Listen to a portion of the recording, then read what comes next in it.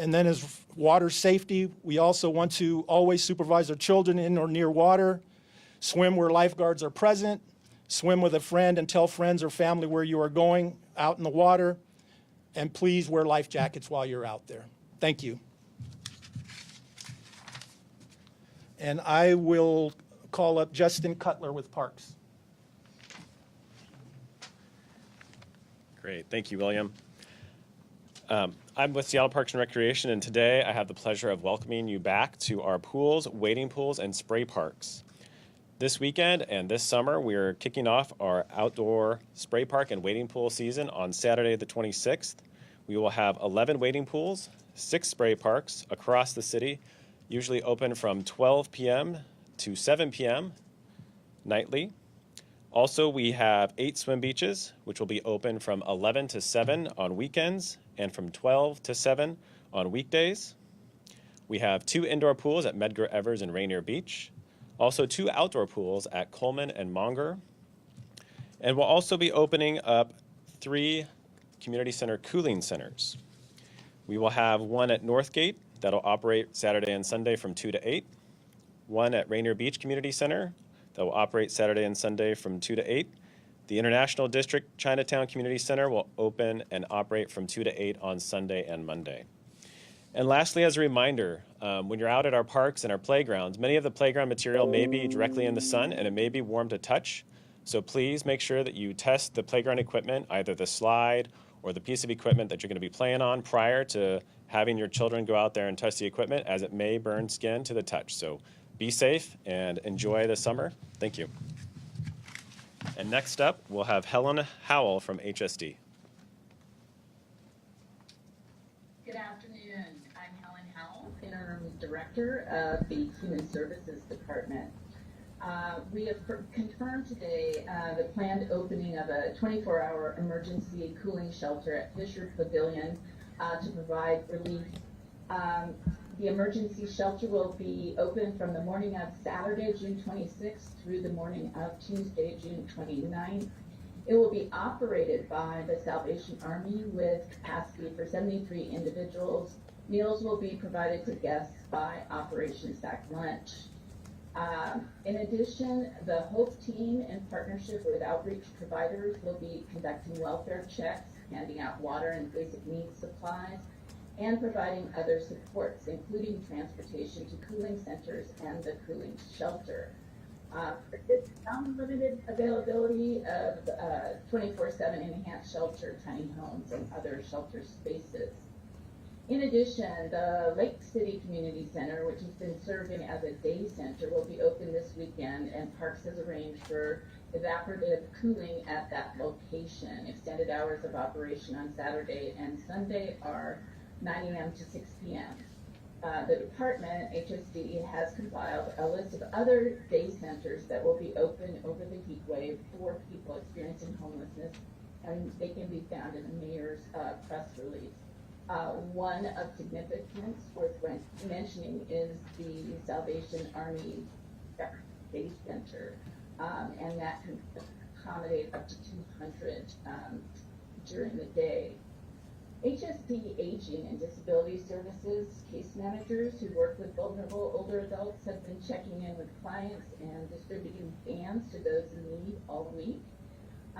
Also to note, some of the senior centers will be available as cooling centers, including Greenwood Senior Center, the Pike Place Market Senior Center, the Senior Center of West Seattle, Southeast Seattle Senior Center, the Central Area Senior Center, and the Wallingford Community Senior Center. It is recommended that people call ahead to confirm hours and availabilities at these senior center sites. Thank you, and with that, back to the mayor. Thank you, Helen. And we'll now have Tom Fay of Seattle Public Libraries. Thank you, Mayor. As you know, and many of you might know, the Seattle Public Library has begun opening in June, and we are happy to be able to assist in this effort. As we go into Saturday, we have 7 locations open scattered across the city, including the Central Library. Sunday, we have 5 locations open, and on Monday, we have 3. As we move into the rest of the week, Tuesday through Saturday, again, there will be anywhere from 6 to 10 libraries open. Folks can come in. Again, we do have to have you wear masks, and you can get all the other services that you normally would expect at the library. We have computer access again. You can come in and recharge your devices, sit, read, enjoy the cool temperatures.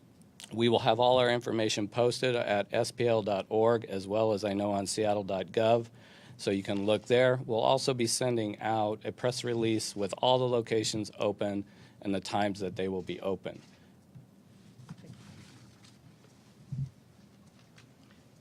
Now we'll hear from Phil Saunders of FAS. Thank you, Mayor. Good afternoon.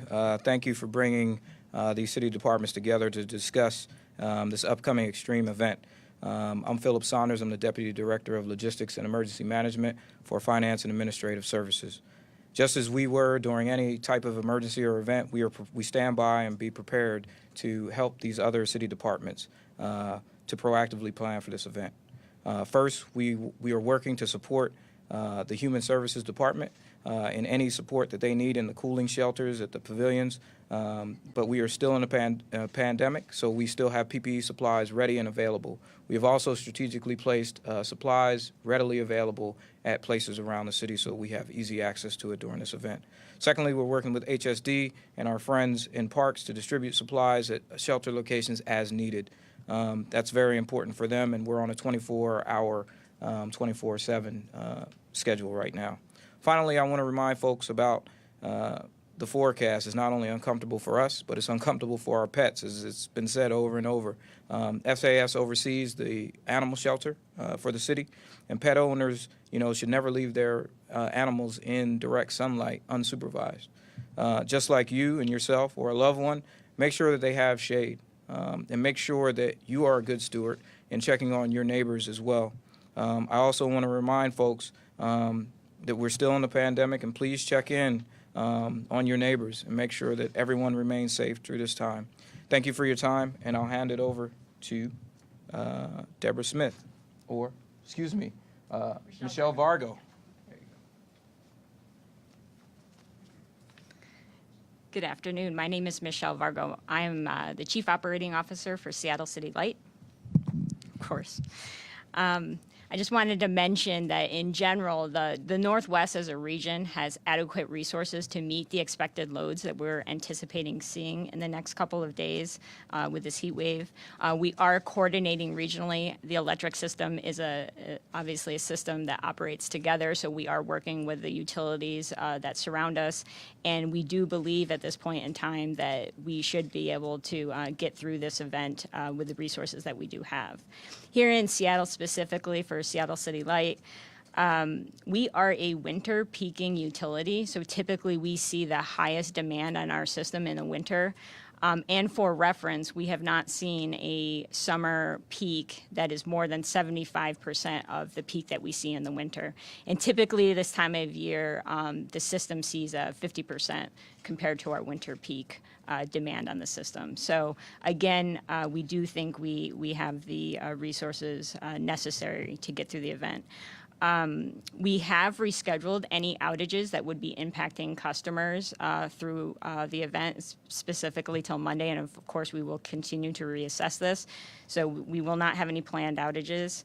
Wildfire concerns are real, and we are working with all of the other utilities and monitoring the government agencies that help us monitor the conditions around our transmission right-of-ways to ensure that we can be reactive to any events that may occur along our right-of-way. Our crews are available that if we have any unscheduled outages, that we will respond and try to restore power as soon as possible. Given the conditions, we really encourage residents to limit the heat sources within the homes. So unplug any unnecessary electronics and keep your blinds or curtains closed to just ensure that you can stay as cool as possible in your home. And that's all I have. Thank you.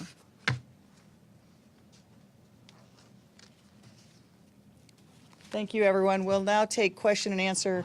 Will we have Deborah and Dennis available to, if the question's to them? Yep.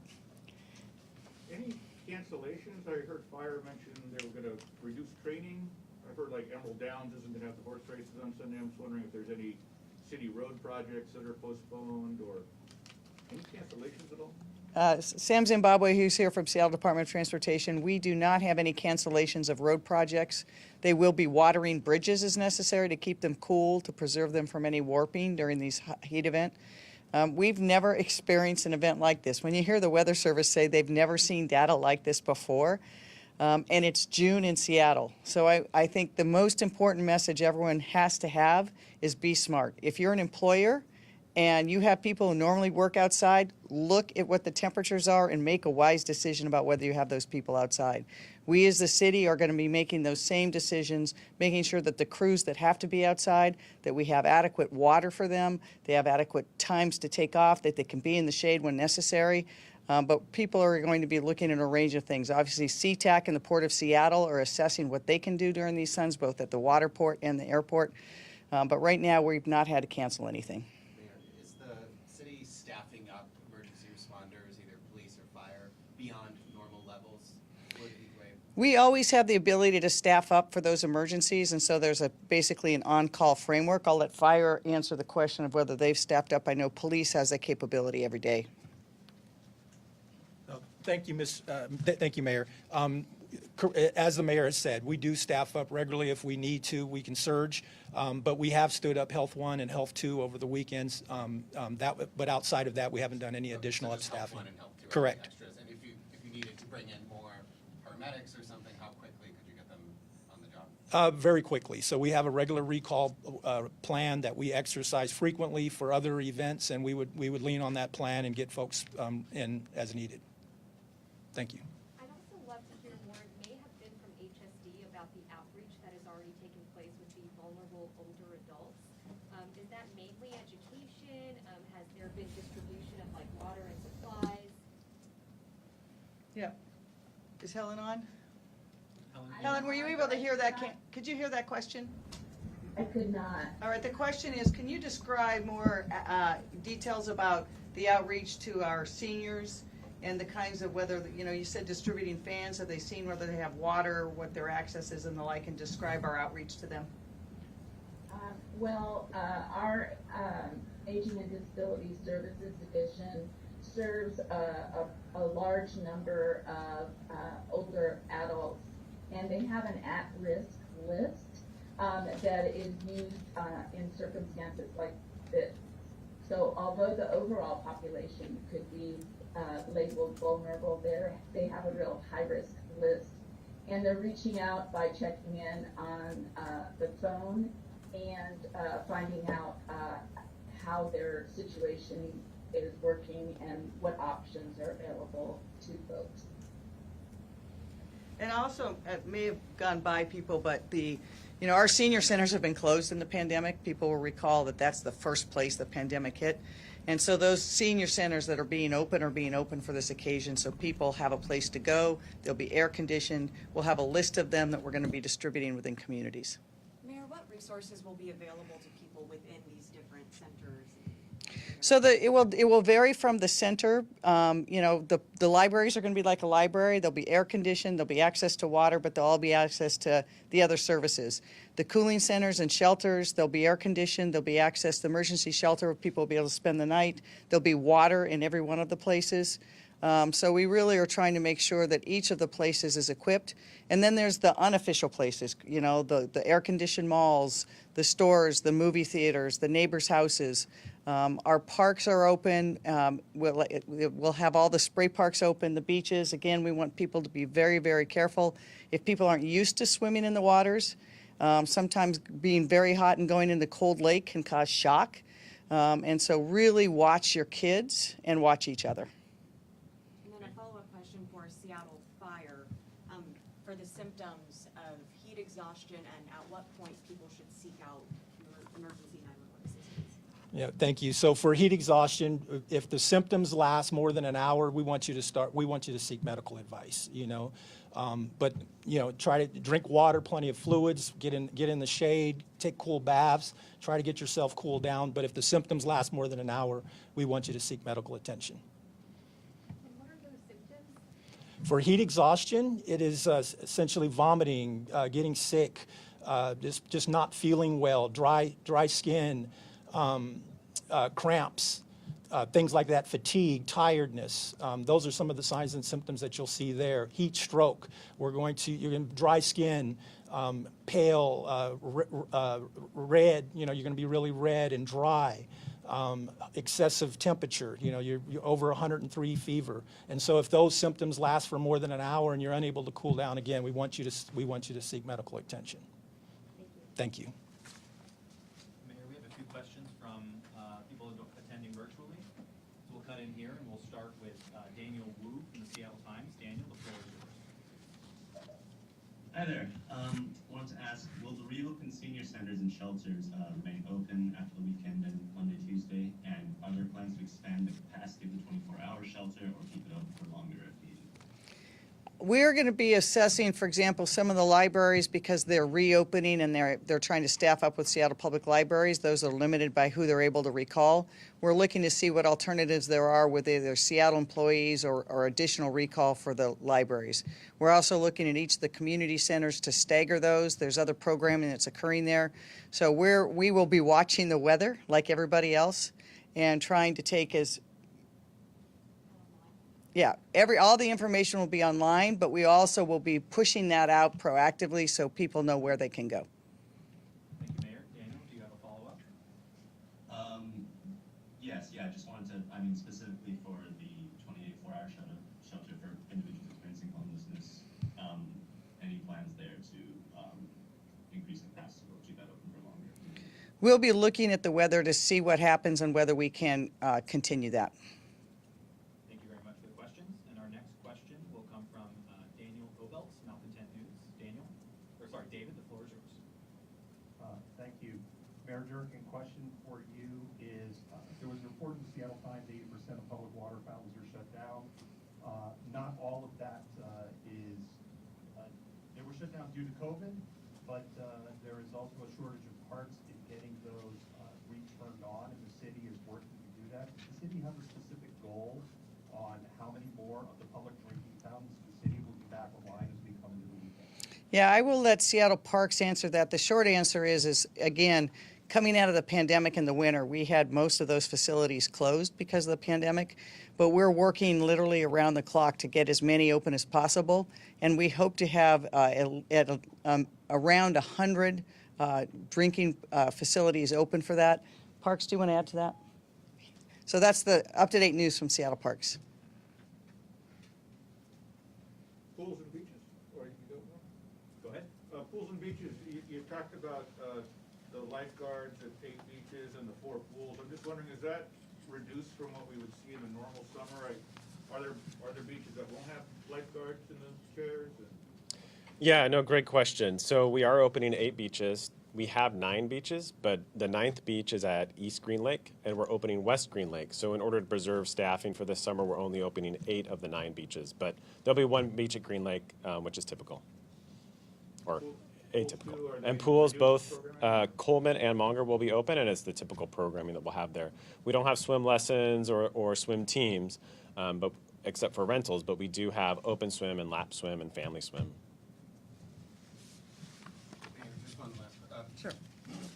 This is the Pride weekend for a lot of people, even though the official Pride is on hold. People will be out drinking, outdoors, celebrating the way they had pre-pandemic in many ways. Do you have a message for them, given that they'll be out in this heat? Yeah, I think it's really important to take care of each other, and it's a time to celebrate Pride, but do it smart.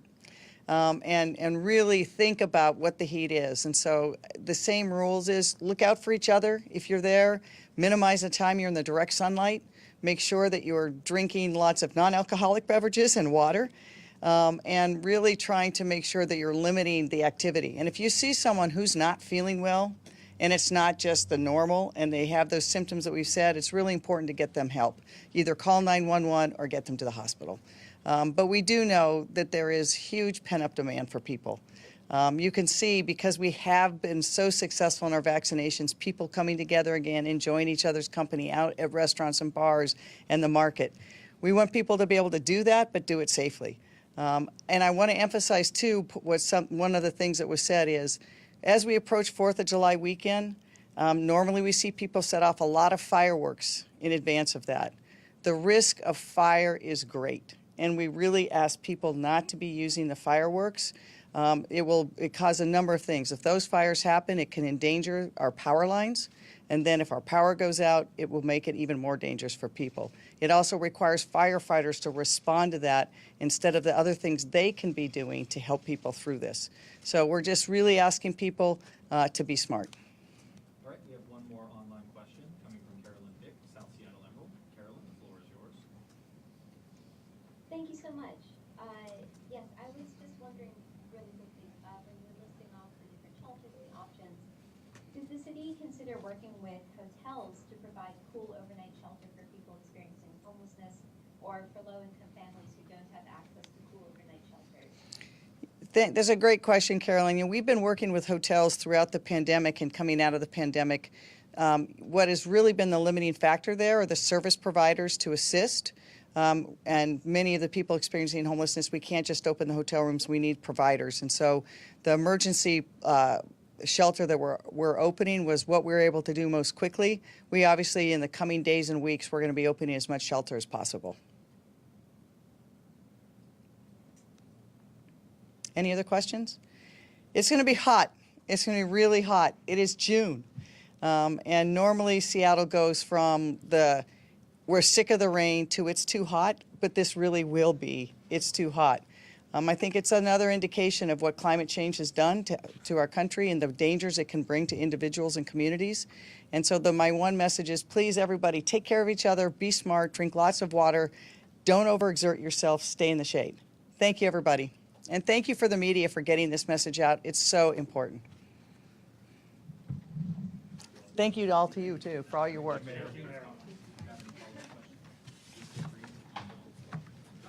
Thanks for the emphasis on the fireworks, Mayor. First go around for me on this. So. No, don't worry about it. Yeah, thank you. Thank you.